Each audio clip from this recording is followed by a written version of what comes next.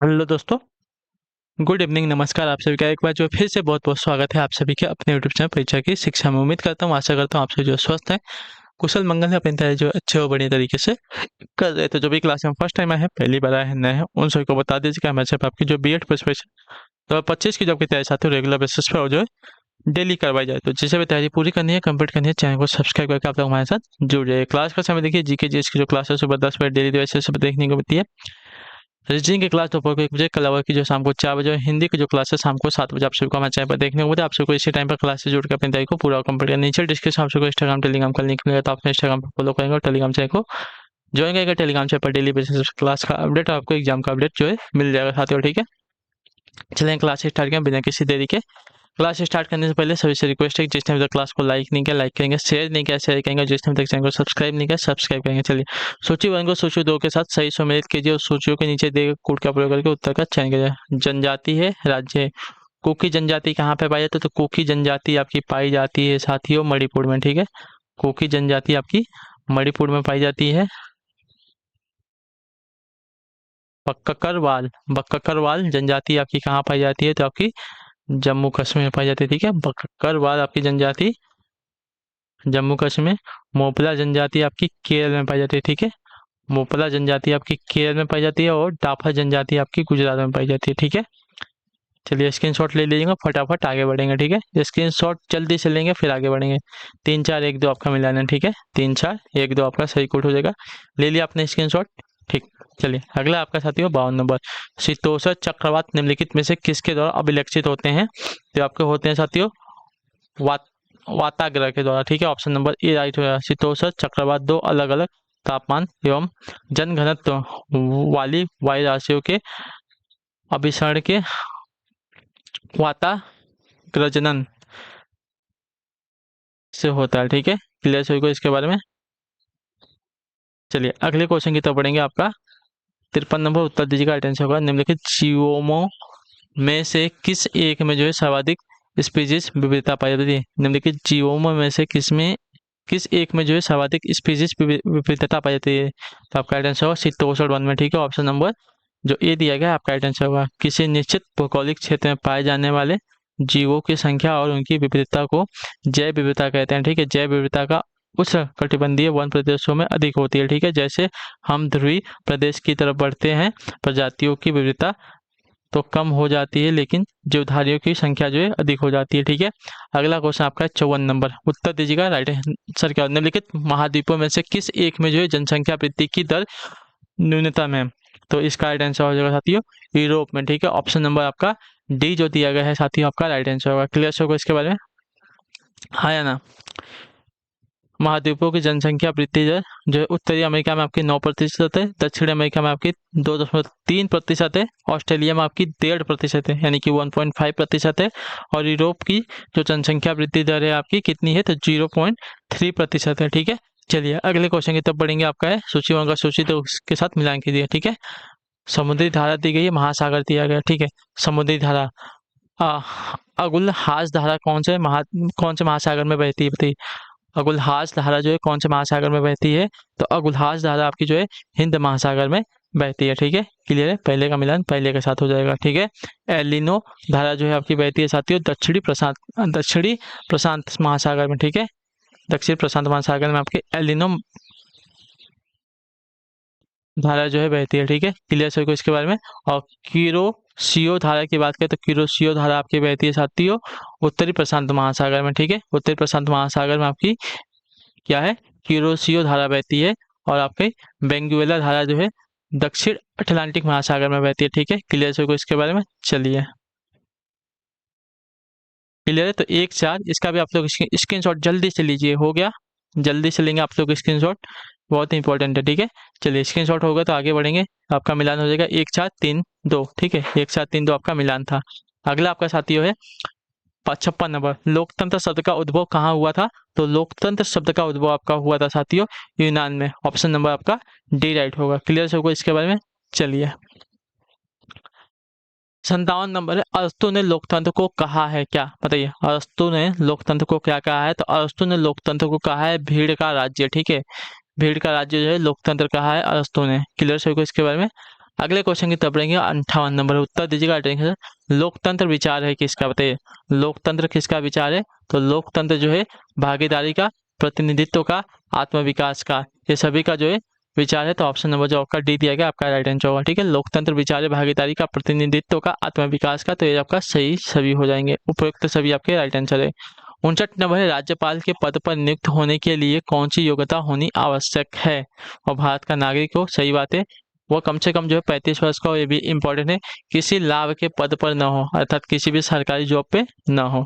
तो option number आपका D right हो जाएगा, उपयुक्त सभी आपका राइट आंसर होगा। ठीक है, भारत के राज्यपाल के लिए जो है वो भारत का नागरिक होना चाहिए, 35 वर्ष उसकी उम्र होनी चाहिए, किसी भी लाभ के पद पर नहीं होना चाहिए वो। चलिए अगला आपका है 60 नंबर प्रश्न, उत्तर दीजिएगा राइट आंसर होगा। राष्ट्रपति राज्यपाल की नियुक्ति करने से पूर्व मुख्यमंत्री से सलाह करता है या कैसा है? संवैधानिक आदेश है, परंपरा का मामला है, राष्ट्रपति का आदेश है, या कोई नहीं है?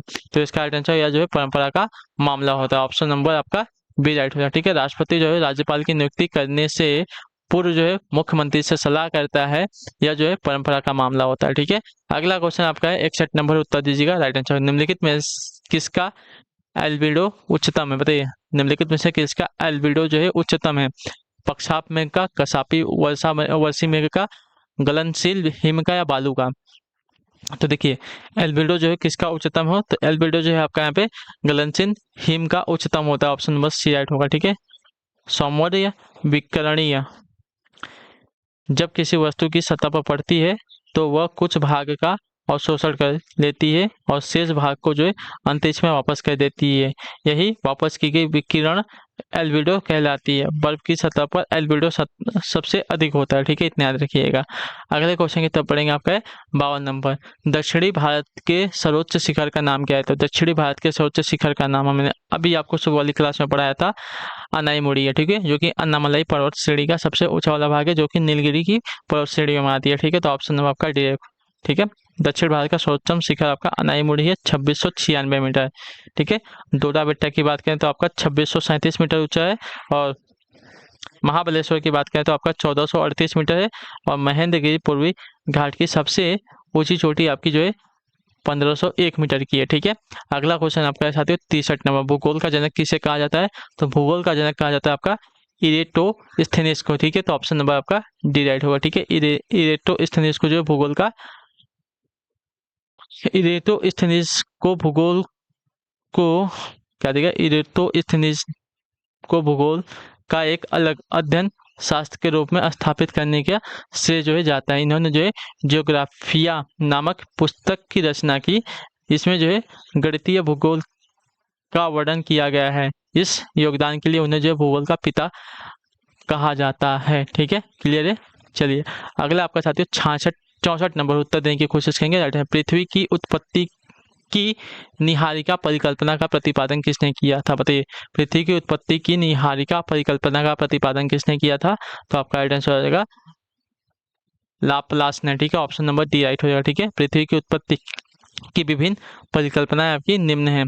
कॉन्ट गैसीय परिकल्पना, मोल्टन आपकी ग्रहाणु परिकल्पना, होयल आपका सुपरनोवा परिकल्पना, और लाप्लास आपके निहारिक परिकल्पना से संबंधित है। ठीक है, चलिए अगला आपका साथियों 65 नंबर। भूदृश्य संरचना प्रक्रम एक अवस्था का परिणाम है या किसका कथन है? तो यह कथन जो है साथियों आपका है डेविस का। ऑप्शन नंबर जो बी दिया गया आपका आंसर। भूविज्ञान के क्षेत्र में चक्रीय पद्धति का अवलोकन सर्वप्रथम जेम्स हट्टन ने किया। ठीक है, अपर्दन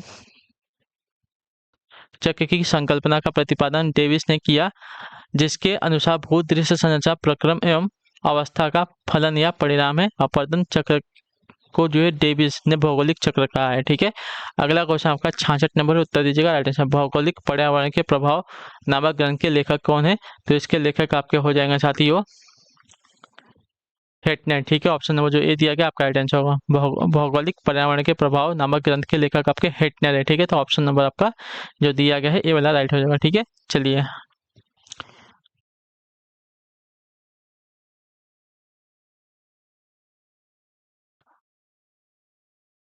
अगले क्वेश्चन की तरफ बढ़ेंगे। 67 नंबर, 67 नंबर उत्तर देने की कोशिश करेंगे। राइट आंसर होगा उत्तरी अमेरिका के घास के मैदान को किस नाम से पुकारते हैं? तो इसका राइट आंसर हो जाएगा साथियों पंपाज के नाम से, ठीक है। ऑप्शन नंबर आपका सी राइट होगा, ठीक है। उत्तरी अटलांटिक, सॉरी क्या ठीक है, पेरिस के नाम से पुकारते हैं, ठीक है, पंपाज के नाम से नहीं। तो ऑप्शन नंबर आपका ए राइट होगा, ठीक है। क्लियर से को उत्तरी अमेरिका के घास के मैदान को जो है पेरिस के नाम से पुकारते हैं, ठीक है। सवाना जो है अफ्रीका की घास को बोलते हैं। पंपाज की बात करें तो आपका दक्षिण अमेरिका की घास को कहते हैं, और स्टेपस की बात करें तो स्टेपस जो है आपके यूरोपीय एशिया यूरोप के घास के मैदान को कहते हैं, ठीक है। अगले क्वेश्चन की तरफ बढ़ेंगे। आपका 68 नंबर, सार्गेसो सागर कहाँ है? तो सार्गेसो सागर आपका है आपका सागरीय वनस्पति का क्षेत्र, ठीक है। ऑप्शन नंबर जो सी दिया गया आपका है उत्तरी उत्तरी अटलांटिक महासागर में उत्तरी विषुवत रेखा धारा, गल्फ स्ट्रीम तथा कनारी धारा द्वारा एक आपका प्रतिचक्रवाती फैली रहती है। इसी घास के कारण इसे जो है सार्गेसो सागर कहा जाते हैं, ठीक है। चलिए, सागरीय वनस्पति का क्षेत्र आपका सार्गेसो सागर कहलाता है। अगला क्वेश्चन आपका है 69 69 नंबर, दक्षिणी दोलन कहते हैं किसको बताएं? दक्षिणी दोलन किसको कहते हैं? तो दक्षिणी दोलन आपका प्रशांत महासागरीय वायुभार एवं हिंद महासागरीय वायुभार के मध्य घनिष्ठ संबंध को कहते हैं। तो ऑप्शन आपका सी राइट होगा, ठीक है। दक्षिणी दोलन से अभिप्राय जो है प्रशांत महासागर और हिंद महासागर के बीच अधिकतर देखे हुए घटते बढ़ते मौसमी बदलाव के प्रतिरूप को जो है दक्षिणी दोलन कहते हैं। ऐसा देखा जाता है कि जब प्रशांत महासागर में वायुदाब उच्च होता है, हिंद महासागर में कम होता है। इसके विपरीत भी स्थिति पाई जाती है। इसे जो है गिलवर्ड वॉकर सेल भी कहते हैं, ठीक है। अगला क्वेश्चन आपका साथियों 70 नंबर। तो चलिए, 70 नंबर पूछा निम्नलिखित में से कौन सही सुमेलित नहीं है, ठीक है। तो सही सुमेलित आपका देखिए भावनगर, भावनगर ज्वारीय विद्युत परियोजना गुजरात में, सही बात है। कोलकाता, कोलकाता का आपका क्या है? कोलकाता में आपका ज्वारीय विद्युत परियोजना है, ठीक है। ज्वारीय विद्युत परियोजना है, ये वाला आपका कथन गलत है, ठीक है। इसमें क्या है? इसमें ज्वारीय विद्युत परियोजना है, ठीक है, याद रखिएगा। कोयना में आपका जल विद्युत परियोजना है, सही बात है। कलपक्का में आपका परमाणु शक्ति केंद्र है, ठीक है। तो ये भी आपका सही, ठीक है। अगला क्वेश्चन आपका 71, पणजी किस नदी के किनारे स्थित है? तो पणजी जो है आपका साथियों मांडवी नदी के किनारे पर स्थित है। ऑप्शन नंबर आपका बी राइट होगा। क्लियर से होगा इसके बारे में, हाँ या ना? पणजी जो है मांडवी नदी के किनारे स्थित है। यह नदी जो है सह्याद्री पर्वत से निकलकर जो है अरब सागर में गिरती है। अगला क्वेश्चन आपका साथियों है 72 नंबर, बताइएगा राइट आंसर। सर क्रिक विवाद है किसका? बताइए, सर क्रिक विवाद कैसा है? तो यह जो है भारत और पाकिस्तान के मध्य का विवाद है, ठीक है। ऑप्शन नंबर जो डी दिया गया आपका, सर्किक विवाद भारत और पाकिस्तान के मध्य सीमा बंटवारे को लेकर है। सर्किक गुजरात के कच्छ दलदली क्षेत्र में पड़ता है, ठीक है। अगला आपका साथियों 73 नंबर, वह कौन सी नदी है जिसका उद्गम एवं मुहाना भारतीय राज्य में है? तो ये आपका राइट आंसर हो जाता है साथियों गोदावरी नदी, ठीक है। ऑप्शन नंबर आपका ए राइट होगा, ठीक है। सिंधु, सतलज एवं ब्रह्मपुत्र नदियां मानसरोवर के पास से निकलती है। यह वर्तमान समय में चीन का क्षेत्र है, ठीक है। जबकि गोदावरी नदी जो है भारत में नासिक के महाराष्ट्र से निकलकर बंगाल की खाड़ी में गिरती है, ठीक है। यह जो है प्रायद्वीपीय भारत की सबसे बड़ी नदी है, ठीक है।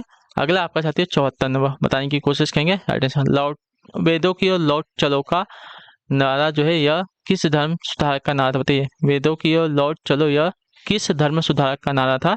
तो यह नारा था साथियों आपका दयानंद सरस्वती का। ऑप्शन नंबर जो सी दिया गया है आपका राइट आंसर, वेदों की ओर लौट चलो, ठीक है। बैक टू द वेद्स का नारा आपका स्वामी दयानंद सरस्वती का था, ठीक है।